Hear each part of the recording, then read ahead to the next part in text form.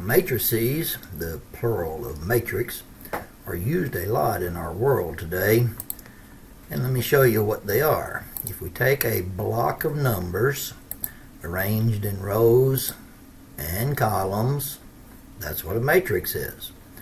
Now, a matrix represents a lot of different things, and we'll see quite a few of those throughout the course of the next few chapters. However, this is called a 2 by 3 matrix.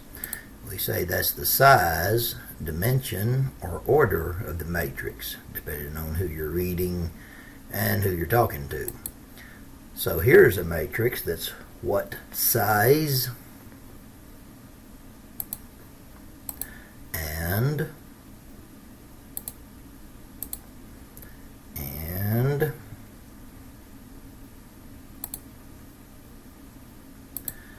so what we're going to do with matrices is learn how we can use them to solve systems of linear equations like what we did in the previous section, but we'll be able to use our calculators for this. So here is a system of 2 equations and 2 variables. We're going to create something called a coefficient matrix from the coefficients. So if you take the numbers off of the variables, leave them in their same order, put brackets on them, we've got a coefficient matrix. If we do the same thing with the constants, the numbers on the right side of the equal, then we get a constant matrix.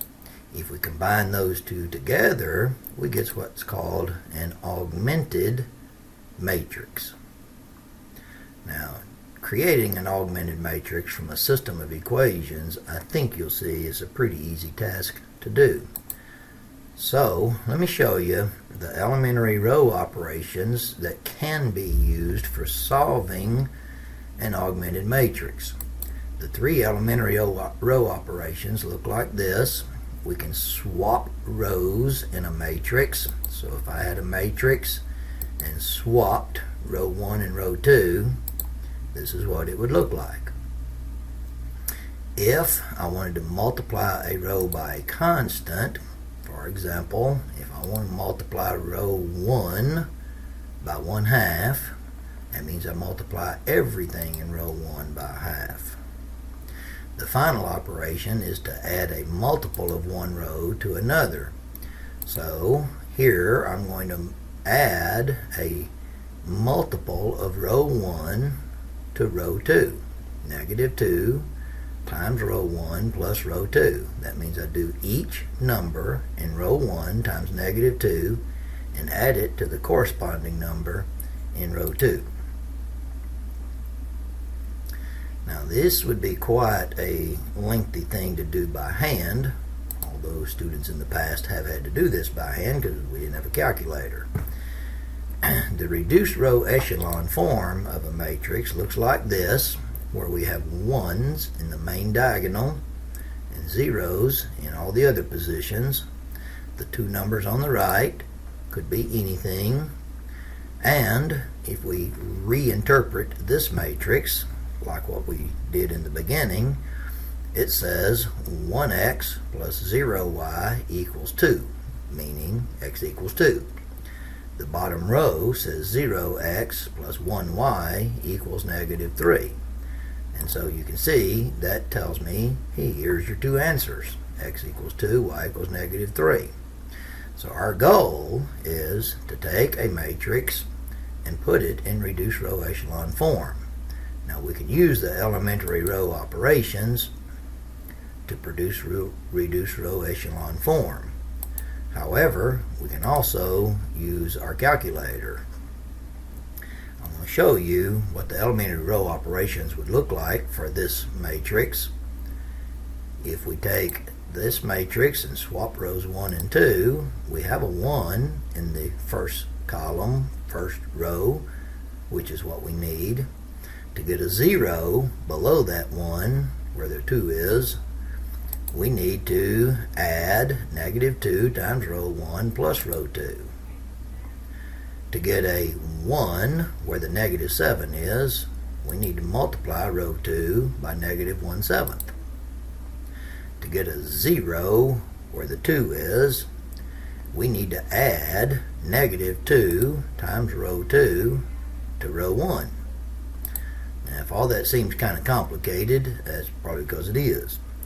However, I'll show you how to do that on your calculator here in just a moment. The reduced row echelon matrix that we have tells us that x is a 1/7 and y is a -11/7. If we just had a little bit better way of producing reduced row echelon form, which of course we do, we can do this on our calculator. Now I'll just outline the procedure here and then I'll show you on the calculator later. So if we create the augmented matrix, we want to type that into our calculator, and we use the matrix editor for typing that into our calculator. This is a 2x3 matrix, and as you can see, I have entered the numbers in the correct positions. If I do the matrix math and scroll down, there is a choice that says RREF, which stands for Reduced Row Echelon Form.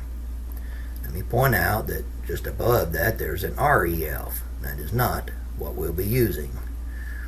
If I do the RREF, matrix A, I get this matrix.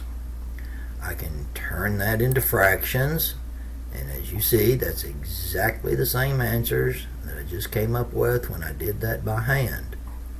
So this is the process that we wanted to learn how to do. Why would we need to do that? Well, for 2 equations and 2 variables, I already showed you 3 different ways of solving it. But what about for 3 variables? I did not show you how to solve that one by hand. You can modify the techniques that I gave you in section 1 to solve this.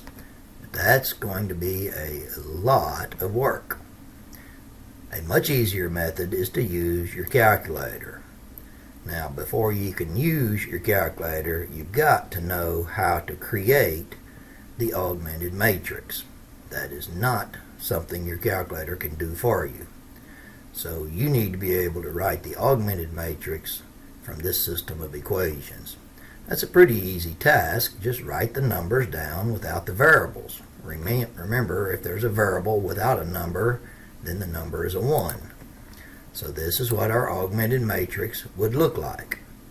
Now, if we take out our calculator,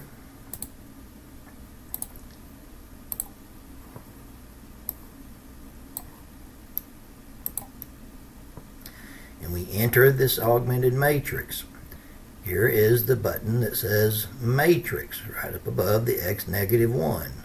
Second, matrix. We're going to scroll right to where it says edit, choose a matrix. I'll just use number 1, matrix A.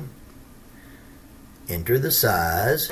This matrix is a 3x4.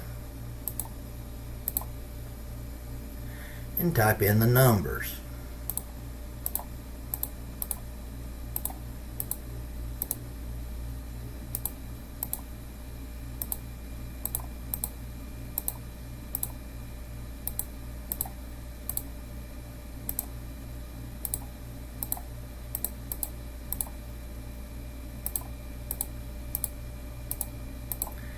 You might want to double check that you've entered the numbers correctly, and then exit the matrix editor. Second, quit. Now, to do the reduced row echelon form, we go to the matrix menu, second matrix, scroll to where it says math, and go down until we see the RREF. After you've done this a while, you can probably remember that it's the letter B, and you could just type the B when you get to this menu. Choose that, tell it which matrix. You do that by going to the matrix menu and just picking off of the list. So here's the RREF on matrix A. And I'll show you what that means, but That's how you do that on the calculator. So here's what we just did. We typed that into our calculator. We did the RREF on that. Now look, as long as this pattern has ones in the main diagonal and zeros everywhere else, then those are our answers.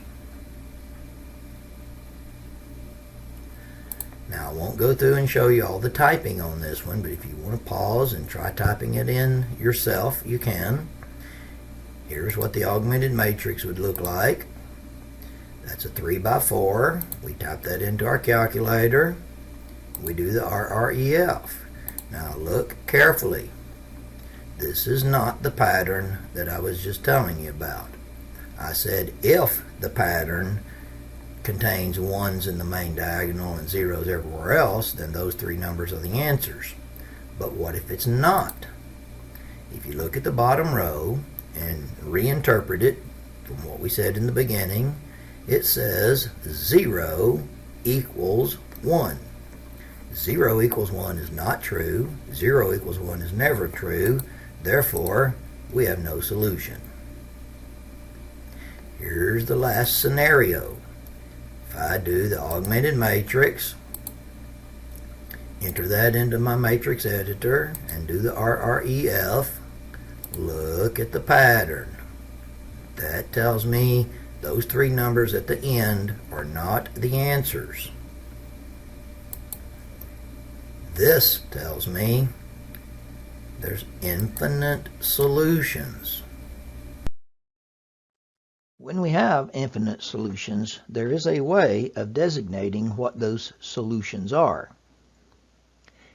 If we take the top row and convert that back into an equation, it would be 1x plus 0y minus 2z equals 3.